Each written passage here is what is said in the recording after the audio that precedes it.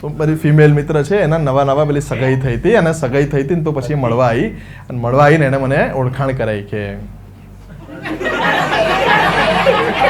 હવે તમારા લગ્ન થઈ ગયા હોય તો તમે શ્યોર છો કે meet my wife, meet my partner.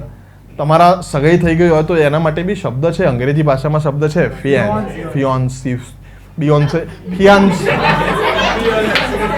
એવું આપણને આવડે નહીં એટલે આપણે કન્ફ્યુઝ જ હોઈએ કે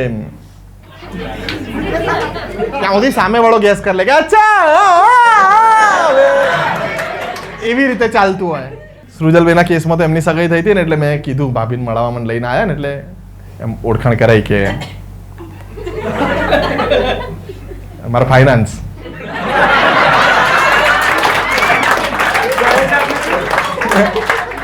મેં કહું કોમેડિયન ટુ કોમેડિયન તો કહેવાય ને, મેં કહું દોશી ફાઇનાન્સ ના કહેવાય, ફિયોન્સે કહેવાય. મને કે ના ના અમારા બેમાં એ જ કમાય છે.